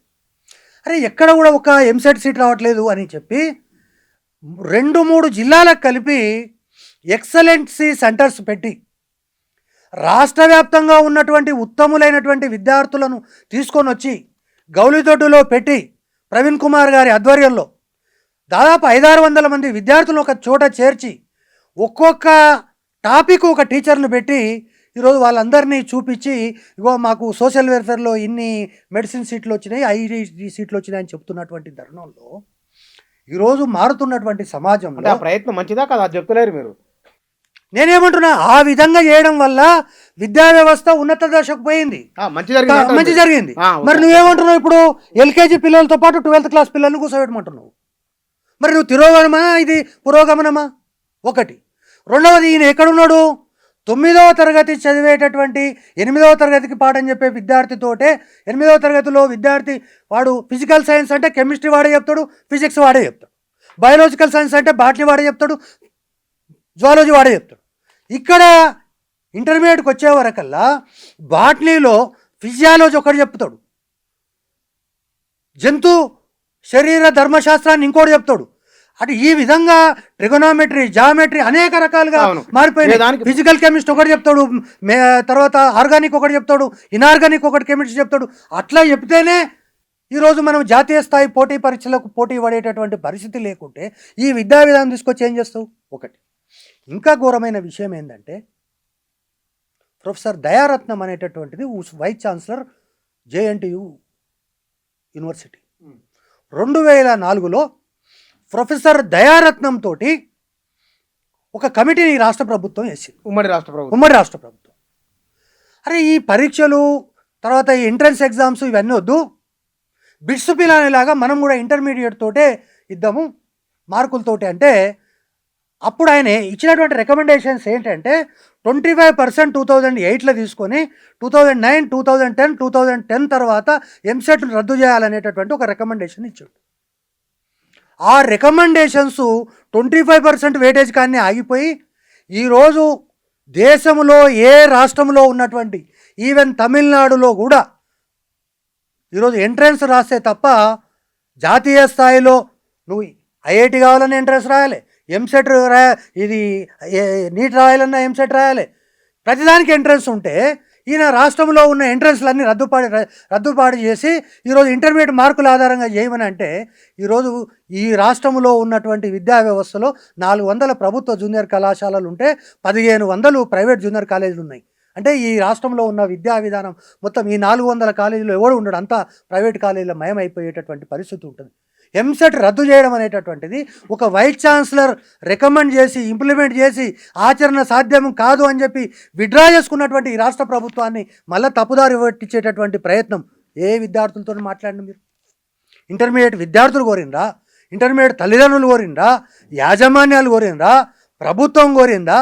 ఎవరు కోరిండ్రా? నువ్వు ఇంటర్మీడియట్ ఎంసెట్ రద్దు చేయమని అడుగుతున్నావు. నువ్వు ఎంసెట్ ఏ పేరకంగా రద్దు చేయమని అడుగుతున్నావు? నువ్వు 10,000 ర్యాంక్ వస్తే ఉచితంగా ఇస్తున్నారు. ఏ ఆధారంగా? ఈరోజు మళ్ళీ పేపర్ లీకేజీలు వీటన్నిటికీ మళ్ళీ మీరే కారణమవుతారు. తర్వాత ఈయన స్టూడెంట్ యూనియన్కు ఎన్నికలు పెట్టమని అడుగుతున్నాడు. స్టూడెంట్ యూనియన్కి ఎన్నికలు పెట్టమనేటటువంటిది సాధ్యమైనంత వరకు చాలామంది కూడా అడుగుతున్నారు. ఢిల్లీ యూనివర్సిటీలో జరుగుతున్నాయి, ఢిల్లీ యూనివర్సిటీలో జరుగుతున్నాయి, లేకపోతే జేఎన్సీ సెంట్రల్ యూనివర్సిటీలో జరుగుతున్నాయి. కానీ విద్యా విధానములో వచ్చినటువంటి మార్పుల కారణంగా, ముఖ్యంగా సామాజికమైనటువంటి మార్పుల కారణంగా విశ్వవిద్యాలయాల్లో ఉండేటటువంటి సామాజిక వాతావరణం అంతా కలుషితమైనటువంటి ప్రస్తుత తరుణం లోపల ఈరోజు జార్జిరెడ్డి హత్య దగ్గర నుంచి మొదలుకుంటే షహీద్ కృష్ణవర్ధన్ రెడ్డి హత్య వరకు, చంద్రారెడ్డి హత్య వరకు కనుక తీసుకున్నట్లయితే ఈ యొక్క కక్షలకు, కార్పణ్యాలకు ఈ రాష్ట్రంలో ఉండేటటువంటివి, తర్వాత అధికార పార్టీ, రాజకీయ పార్టీలకు సంబంధించినటువంటి జోక్యాలు, ముఖ్యంగా మీకు అందరికీ తెలుసు ఎస్ఎఫ్ఐ అంటే అఫిలియేటెడ్ టు సిపిఎం, ఏఎస్ఎఫ్ అంటే అఫిలియేటెడ్ టు సిపిఐ, ఏబీవీపీ అంటే అఫిలియేటెడ్ టు బీజేపీ, ఎన్ఎస్యుఐ అంటే అఫిలియేటెడ్ టు ఈ విధమైనటువంటి విద్యార్థుల యొక్క పాఠశాలల లోపల ఈ రాజకీయ పార్టీలను చొప్పించి విద్యా వ్యవస్థను పూర్తిగా కలుషితం చేయడమే తప్ప ఇది ఇంకోటి. దీనిపైన మీరు ఇందాక మాట్లాడిన విషయాల్లో ఈ విషయంలో ఇప్పుడు ఒక మార్పు రావాలనుకున్నప్పుడు, మంచి జరగాలన్నప్పుడు దాని గురించి మాట్లాడాలి. ఇది సరే, ఈ విషయంలో మీరు వ్యతిరేకిస్తున్నారు కానీ నేర్చుకోవాలి. రాజకీయాలు బాగా చదువుకున్న వాళ్ళు, ఉన్నత విద్యావంతులు రాజకీయాల్లోకి రావాల్సిన అవసరం ఉన్నది, నేర్చుకోవాలి. ఇప్పుడు ఎవరికో ఏదో జరిగిందని చెప్పి జరగబోయేదని ఆపుతారా? అది నేను ఈరోజు మీకు స్పష్టంగా చెప్తున్నాను. విశ్వవిద్యాలయాల ఎన్నికల్లో పార్టిసిపేట్ చేసినటువంటి ఒక వ్యక్తిగా విశ్వవిద్యాలయాల ఎన్నికలను దృష్టిలో పెట్టుకొని ఉస్మానియా యూనివర్సిటీలో ఒక 2 సంవత్సరాలు 3 సంవత్సరాలు ఒక విద్యార్థిగా, విద్యార్థి సంఘ నాయకుడిగా నేను నేర్చుకున్నటువంటి అనేక అంశాలు ఈరోజు నా యొక్క నిత్య జీవితంలో ప్రతి అంశంలో నాకు ఉపయోగపడుతున్నాయి అనడంలో సందేహం. మరి మంచి జరిగిందిగా, చాలా మంచి జరిగింది. కానీ వాతావరణం అనేటటువంటిది ఇప్పుడు కాలమాన పరిస్థితులను అనుసరించి మనం అనేక రకాలైనటువంటి విధానాలను మారుస్తాం. అవును. అదేవిధంగా ఈరోజు ఉన్నటువంటి ఈ యొక్క కళాశాలల్లో ఉండేటటువంటి వాతావరణం కానీ ఇంకోటి కానీ చూస్తే ఈరోజు ఎన్నికలకు అనుకూలమైనటువంటి వాతావరణం పాఠశాలల్లో లేదు. ఈరోజు 8th క్లాస్లోనే విద్యార్థి ఐఐటి టార్గెట్ పెట్టుకొని చదువుతున్నాడు. 8th క్లాస్లోనే డాక్టర్ కావాలా, ఇంజనీర్ కావాలనేది 5వ తరగతిలోనే ఆ విద్యార్థి డిసైడ్ అయ్యింది. ఎంతమంది? ఒక్క నిమిషం నేను చెప్తాను మీకు. మా ఇంటి పక్కన పార్కులో కార్య వర్గ పెడితే రోజు ఉదయం 200-300 మంది విద్యార్థులు వచ్చారు. ఈరోజు ఆయన రోజు సాయంత్రం ఊరంతా తిరిగి చూస్తే ఉదయం 10 మంది పిల్లలు కూడా ఆర్ఎస్ఎస్ శాఖలో కనిపిస్తలేరు. వాడు శాఖలో ఉండాలా లేకపోతే కోచింగ్ సెంటర్లో ఉండాలంటే వాని యొక్క భవిష్యత్తు కోచింగ్ సెంటర్లో చూసుకుంటున్నాడు వాడు. అయితే ఒక మాట ఇక్కడ ఈ విషయంలో నేను ఫీల్ అవుతున్నాను ఏంటంటే మీరు అన్నదానికి ఒక 30 ఏళ్ళ కింద 40 ఏళ్ళ కింద ఇంత కమ్యూనికేషన్ లేదు. మీరు యూనివర్సిటీలో చదువుకున్న రోజుల్లో ఆనాడు కులం దాని ప్రభావం చాలా బహిరంగంగానే వచ్చింది. రాజకీయాల్లో కొన్ని సామాజిక వర్గాల ఆధిపత్యం ఉన్నది. కొన్ని సామాజిక వర్గాల వారే గుత్తాధిపత్యాలుగా పట్ట చేసుకున్నట్లు ముఖ్యమంత్రులుగా, మంత్రులుగా, ఎమ్మెల్యేలుగా, బ్లాక్ సమితి ప్రెసిడెంట్లుగా ఒక సామంత రాజులుగా ఉన్నారు. ఇవాళ అది మెల్లమెల్లగా మారుతున్నది. కొత్త తరానికి కొత్త రాజకీయం కావాలి. ఎంత ఉన్నత చదువులు చదువుకున్నా సరే రాజకీయ నాయకుడే నిర్ణాయక శక్తి ఇక్కడ. మరి ఆ రాజకీయ నాయకుడు స్కూల్ నుంచి తయారు కాకపోతే ఎట్లా తయారు కావాలి? మరి ఇవాళ ఎవరు రాజకీయాల్లోకి వస్తున్నాం? మనమే అంటున్నాం. పార్లమెంట్లో ఎవరు ఎంతమంది ఉన్నారో మాట్లాడుతున్నాం. అసెంబ్లీలో ఏ చదువుకున్న వాళ్ళు ఉన్నారో మాట్లాడుతున్నాం. ఉన్నత విద్యావంతులు, సమాజం పట్ల అవగాహన ఒక మంచి దారి చూపించే సూచన కదా, ఎందుకు వ్యతిరేకించడం దాన్ని అంటున్నా. నేను మీకు ప్రాక్టికల్గా చెప్తా. నేను ఉస్మానియా యూనివర్సిటీ ఆర్ట్స్ కాలేజీలో చదివినటువంటి రోజుల్లో మా తరగతిలో ఉండేటటువంటి 35 మందిలో 50% ఓపెన్ కేటగిరీలో ఉంటే 50% రిజర్వేషన్ కేటగిరీలో ఎస్సీ, ఎస్టీ, బీసీ వీళ్ళందరూ ఉండేది. అన్ని సామాజిక వర్గాల యొక్క సమూహంగా ఆ రోజు ఉండేది. నా రూమ్మేట్ యొక్క క్యాస్ట్ తెలుసుకోవాలంటే ఆయన వెంట పోయి మెస్లో వీడు వెజ్ తింటుండా నాన్ వెజ్ తింటుండా అని చూసేవాళ్ళు ఆ రోజుల్లో. మీరు ఆ రోజు నేను నా ప్రాక్టికల్ ఎక్స్పీరియన్స్ ఏదో టీవీ కోసం చెప్తలేను. కానీ ఈరోజు మారుతున్నటువంటి పరిస్థితులలో ఉస్మానియా యూనివర్సిటీలో నాకు ఫస్ట్ ర్యాంక్ వచ్చింది, నేను ఎకనామిక్స్లో చేరినా అంటే మా ఊళ్ళో నన్ను అందరూ దారి పొడవునా లుంగి కట్టుకొని పోతుంటే చూసి వెనక నుంచి ముందు నుంచి చూసేవాళ్ళు. ఎందుకు? అరే వీడు ఉస్మానియా యూనివర్సిటీలో అది కూడా టాప్ ర్యాంకు ఆర్ట్స్ కాలేజీలో చదువుతున్నాడని.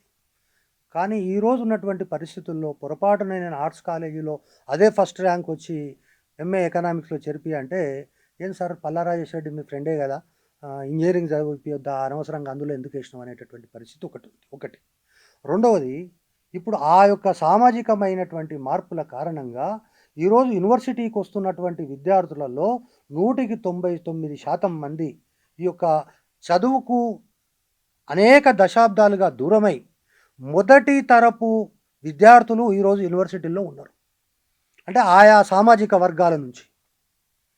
ఆ పరిస్థితులలో వాళ్ళను ఒక రాజకీయ పావులుగా మార్చి ఈ పబ్బం గడుపుకోవడానికి ఈ పెట్టుబడిదారీ వర్గాలు ఏవైతే గాంధీ భవన్ కేంద్రంగా, బీజేపీ ఆఫీస్ కేంద్రంగా, లేకపోతే సిపిఐ ఆఫీస్ కేంద్రంగా, ముగ్దుం భవన్ కేంద్రంగా ఉన్నాయో ఈ వర్గాలు వాళ్ళను పావులుగా వాడి ఆ యొక్క కలుషితమైనటువంటి వాతావరణాన్ని క్రియేట్ చేసేటటువంటి దీని మీద విడిగా మాట్లాడదాం ఒకసారి.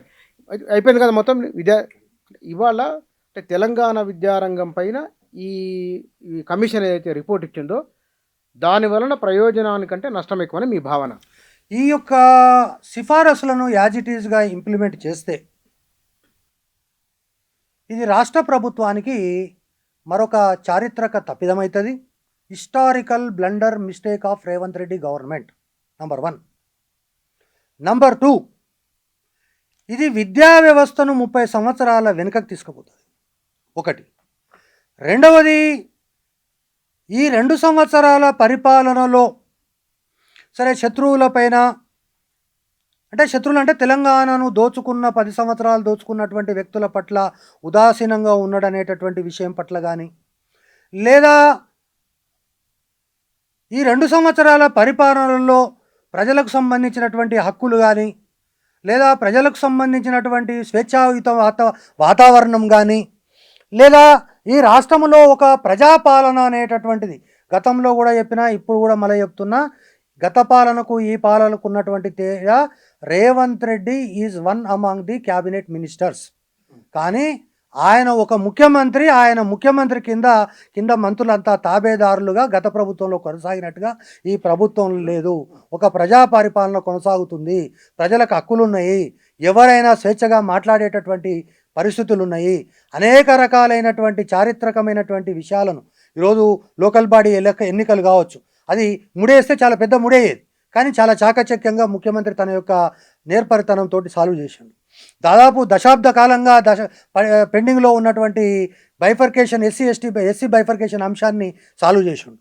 ఇటువంటి అనేక రకాలైనటువంటి అచీవ్మెంట్స్ ఉన్నటువంటి సందర్భంలో ముఖ్యమంత్రి రేవంత్ రెడ్డి గారి పైన ఇప్పటికీ కూడా ప్రజాభిమానం అనేటటువంటిది ఇంకా చెక్కు చెదరలేదనడానికి నిన్న మొన్న జరిగినటువంటి ఎన్నికల ఫలితాలు కూడా మనం కొంత దాన్ని బేసిస్గా తీసుకోవచ్చు. అదే పూర్తిగా నిజం అనకపోయినప్పటికీ కానీ విద్యా విధానంలో కానీ అదేవిధంగా 10 సంవత్సరాల పరిపాలనలో జరిగినటువంటి అవినీతి ఏదైతే ఉందో చాలా స్పష్టంగా నేను చెప్తే తప్పు, అంబేద్కర్ విగ్రహం నుంచి సచివాలయం వరకు అన్నిట్లో అవినీతి అనేటటువంటిది ఆ ఇంటి కోయిలనే కూస్తున్న తర్వాత కూడా ఈ రాష్ట్ర ప్రభుత్వం సీరియస్గా వ్యవహరిస్తలేదు అనేటటువంటిది ఉంది. ఇంకా కూడా చెప్తా మీకు, ఒక 5-6 మంది మా ఎంప్లాయీస్ కమ్యూనిటీలో ఉన్నటువంటి నాయకులే కోట్లకు పడిగెత్తినా వాళ్లకు బంగారు పల్లెంలో పెట్టి వీఆర్ఎస్లు ఇచ్చి పంపుతున్నారు అనేటటువంటి విమర్శలు కూడా ఈ ప్రభుత్వం మూటగట్టుకుంటున్నారు. ఇవన్నీ వీటన్నిటి కన్క్లూడ్ చేయాలంటారు మీరు, అంతే కదా? నేనేమంటున్నా, ప్రభుత్వం అనేటటువంటిది ఆ 10 సంవత్సరాల ప్రభుత్వం పైన ఉన్నటువంటి వ్యతిరేకత కూడా మీ ప్రభుత్వం ఏర్పడడానికి ఒక కారణము. కానీ వాళ్ళ ఆకాంక్షలకు అనుగుణంగా ఈ ప్రభుత్వము ఆ ప్రభుత్వం పైన తీసుకోవాల్సినటువంటి చర్యలు తీసుకోవడం లేదు. ఇప్పుడు మీరు సర్వీస్ ఉందా, రిటైర్మెంట్ అయిపోయారా? ఉంది ఎన్నాళ్ళు ఉంది? లేదు, ఇంకా చాలా రోజులు ఉంది. ఇంకా మనము 2-3 సంవత్సరాలు కలిసి ప్రయాణం చేస్తాం. ఎందుకంటే మీరు కొంచెం ఆవేశపడుతున్నారు. హాస్పిటల్ చూపించుకోండి, చాలా ఆవేశపడుతున్నారు మీరు. ఎవరు? మీరు. నేనేమంటున్నా అంటే మీకు ఒక పండ్లు కొరకడం తప్ప ఇక మీరు అన్ని చేసారు దీంట్లో. కావాలంటే మీరు ఇంటర్వ్యూ వచ్చినాక మీరు చూసుకోండి ఎంత ఆవేశానికి లోనవుతున్నారో అసలు. బిచ్చన్న గారు, ఒక విషయం ఏంటంటే, సరే నేను ఒక కార్యకర్తను, జనరల్గా ఏం చెప్తారంటే ఏదన్నా ఒక విషయం తప్పు జరిగిపోతుంది అంటే అది కూడా ఏదో శత్రువులు పోయి గుంతలు పడుతుండ్రంటే పోన్లే మనం ఏం చేస్తామని అంటాం. కానీ అరే మనము కోరుకొని ఎంచుకొని కష్టపడి తీసుకొచ్చిన ప్రభుత్వంలో ఇటువంటి అపశృతులు జరుగుతున్నాయంటే ఖచ్చితంగా నాలో ఆవేదన కనిపిస్తుందని ఎందుకు అనుకోరు మీరు? నేను ఎక్కడ పనులు కోరికినా అది తప్ప అన్ని చేసిన మీరు. మీకు కావాలంటే మీరు మేడం కూడా మీ ఇద్దరు చూడండి ఇంటర్వ్యూ, మీ మిత్రులకు కూడా పంపండి. మీ వాస్తవానికి మీరు వేసుకున్న తెల్ల బట్టలు కానీ ఆ తెల్ల బట్టల వెనుక కనపడని అగ్నిపర్వతం ఉందని అర్థమైంది. నేను ఏమంటున్నా, అగ్నిపర్వతమా ఇంకోట అనేటటువంటిది మరి ఇప్పుడు నేను ముందుకు వచ్చి ఈ ఆకునూరి మురళి గారి యొక్క రికమెండేషన్స్ అన్నీ కూడా చాలా సోదారణంగా వివరించారు. కాకపోతే ప్రభుత్వం దీన్ని చర్చకు పెట్టి అమలు చేస్తే బాగుంటుంది అని చెప్తే దానివల్ల వేస్ట్. నేను ఈ యొక్క స్పష్టంగా మళ్ళీ ఒకసారి చెప్తున్నా, ఎఫెక్టివ్గా చెప్పాలనుకున్నారు మీరు. ఎఫెక్టివ్ కాదు, ఇది ఒక హెచ్చరిక. నేను రాష్ట్ర ముఖ్యమంత్రి గారిని ఈ యొక్క వేదిక నుంచి నేను హెచ్చరిస్తున్నా, జాగ్రత్త పడండి. ఈ యొక్క నివేదికను మీరు యథాతథంగా అమలు పరిస్తే చరిత్రలో విద్యా వ్యవస్థలో నాశనము చేసినటువంటి విద్యా వ్యవస్థను తిరోగమన దిశకు తీసుకుపోయినటువంటి ఒక వ్యక్తిగా చరిత్రలో నిలిచిపోతారు. నేను ఈ ప్రశ్న వేసిన తర్వాత ఈ ఆన్సర్తో ముగిద్దాము. మీ ఆన్సర్తో అని 1, 2 కొనసాగింపుగా మరో ఇంటర్వ్యూ చేద్దాం మనం వారం 10 రోజులు, ఓకేనా? ప్రశ్న ఏమిటండి నాది, ప్రొఫెసర్ మధుసూదన్ రెడ్డి గారు, మీరు కాదు ఉస్మానియా యూనివర్సిటీ పెద్దవారు, ఆయనతో నేను బహుశా నాదే చివరి ఇంటర్వ్యూ అనుకుంటాను. నేను ఆయన నాతో మాట్లాడితే ఏమన్నారంటే, బహుశా రెడ్ల రాజ్యము, రెడ్లు అధికారంలోకి ముఖ్యమంత్రులు కావడం, అధికారాన్ని చెలాయించడం బహుశా ఇక అయిపోయింది, బీసీల తెలంగాణ బీసీల చేతిలోకి వెళ్ళబోతున్నది నాతో అన్నారు వారు. ఆన్ రికార్డు ఉంది అది. మీరేమంటారు? ఇప్పుడు బిచ్చన గారు, దీంట్లో నాకు అవగాహన చాలా తక్కువ, అంటే ఈ ఆస్పెక్ట్లో. అయితే ఒక విషయం చాలా స్పష్టంగా నాకున్నటువంటి పరిమితమైనటువంటి నాలెడ్జ్లో నేను మీకు చెప్పగలుగుతాను. 42% రిజర్వేషన్లు బీసీలకు ఇవ్వాలని అడిగారు.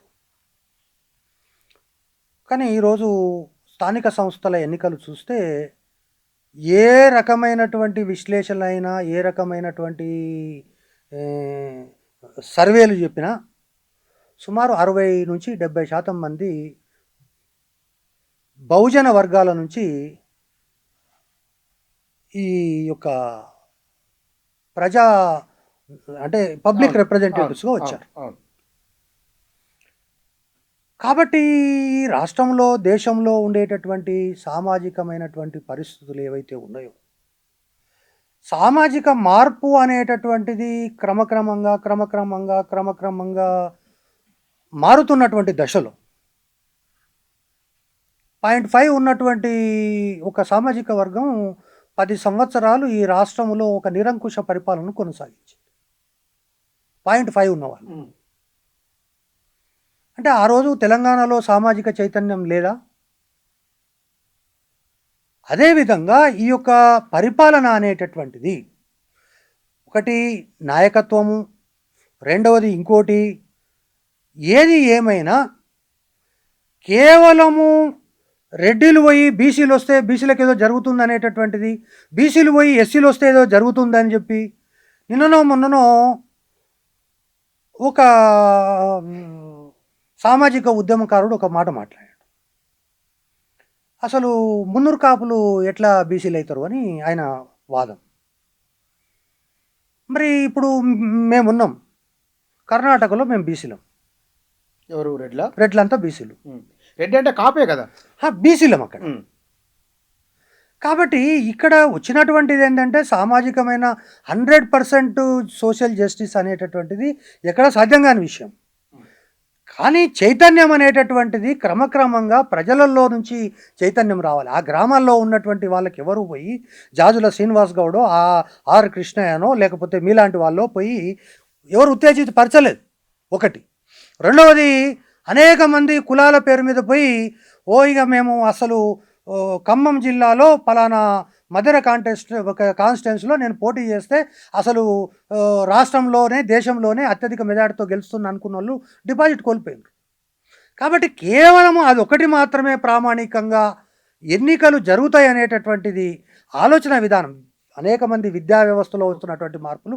కానీ నేను ఒక విషయం మళ్ళీ స్పష్టంగా చెప్తున్నా, ఖచ్చితంగా ఈ రాష్ట్రంలో ఇంతవరకు జరుగుతున్నటువంటి పరిపాలనలో అత్యధికంగా ఉన్నత కులాల నుంచి వచ్చారు కాబట్టి రాబోయేటటువంటి రోజుల్లో వెనుకబడిన కులాల వాళ్ళు కూడా రాజ్యాధికారానికి రావాల్సినటువంటి అవసరం ఉన్నది అనేటటువంటి ఒక చర్చ జరుగుతున్నది. కానీ there is a distinction, clear distinction between బీసీలకు రాజ్యాధికారం వేరు, బీసీ ముఖ్యమంత్రి వేరు. ఈ రెండింటిని తేడా గమనించాలి. అవును. బీసీ ముఖ్యమంత్రి అయినంత మాత్రాన బీసీలకు రాజ్యాధికారం రాకపోవచ్చు. అవును. ఈరోజు నేను చెప్తున్నా, దామోదరం సంజీవయ్య ఈ రాష్ట్రానికి ముఖ్యమంత్రి అయ్యిండు, మరి ఇక దళిత రాజ్యం వచ్చిందా? కాదు కదా. కాబట్టి నేనేమంటున్నా అంటే రాజ్యాధికారములో సర్వమైనటువంటి అన్ని వర్గాలకు సంబంధించినటువంటి సమూహము ఇవి ఉండాలి. దాంట్లో మొదటి మెట్టే ఈరోజు ప్రజా పరిపాలన. ఈరోజు ప్రజా పరిపాలనలో పిచ్చన్న మీరు ఈరోజు ఇట్లా మాట్లాడుతుంటే నాకు చాలా బాధ అనిపిస్తుంది. ఎందుకు? ఎందుకంటే మీలాంటి వాళ్ళు కూడా కొన్ని విలువలకు లోబడి పనిచేస్తున్నటువంటి విలేకరుల్లో మీరు కూడా ఉన్నారు. లంబాడికి ఇస్తే ఆదివాసులకు లేదు, మాలలకు ఇస్తే మాదిగలకు మంత్రి పదవి లేదు. 10 సంవత్సరాలు ఆ దాష్టికమైనటువంటి పరిపాలన చూసి, 0.5 గల పరిపాలన చూసి ఈరోజు 2 మాల మంత్రులు, 2 మాదిగ మంత్రులు క్యాబినెట్లో ఉన్న తర్వాత కూడా, 3 బీసీ మంత్రులు ఉన్న తర్వాత కూడా ఇంత ఒక ఈవెన్ ఎమ్మెల్సీ లేకపోయినా అజరుద్దీన్ లాంటి వ్యక్తిని తీసుకొని వచ్చి మంత్రి పదవి ఇచ్చి ఈరోజు అంటే ఇంతకంటే గొప్ప సోషల్ కాంబినేషన్ ఉన్నటువంటి క్యాబినెట్ బహుశా ప్రపంచంలో ఏ దేశంలో ఉండదు, ఈ దేశంలో కూడా ఏ రాష్ట్రంలో లేదు. Right sir, thank you. మీ నుంచి నేను సమాధానము పొడిగా వస్తుంది అనుకున్నా, కానీ మీరు సమాధానాన్ని అర్థశాస్త్రంలో మనం డిమాండ్ సప్లై సూత్రంతో పాటుగా మీరు డిమాండ్ సప్లై సూత్రంతో పాటుగా నాకు పొలిటికల్ సైన్స్ కూడా చెప్పారు దీంట్లో. కాబట్టి మీ ఆన్సర్ ఏమిటో చూసే వాళ్ళకి అర్థమవుతుంది. మనం దీని తర్వాత ఈ 2 ఏళ్ల కాంగ్రెస్ పాలన ఎట్లా ఉందో కూడా, అంటే ఈ చివరి ఆన్సర్ లాగా ఉంటుందో మీ ఇంటర్వ్యూ తర్వాత ఇంటర్వ్యూ లేదా మరి ఎట్లుంటుందో చూద్దాం మనం. Thank you sir. Thank you. వారు మాట్లాడిన మాటల్లో కొంత ఆవేశంగా కొన్ని సందర్భాల్లో తులనాడినట్లు మాట్లాడిన వారు అన్నది అది మరి చూసే ప్రేక్షకులు వారి నుంచి ఏం స్పందన తెలియదు మనకు. కానీ ప్రభుత్వ విద్యారంగం ధ్వంసమవుతుందేమోనని ఒక బాధ ఆయన మాటల్లో వ్యక్తమైంది.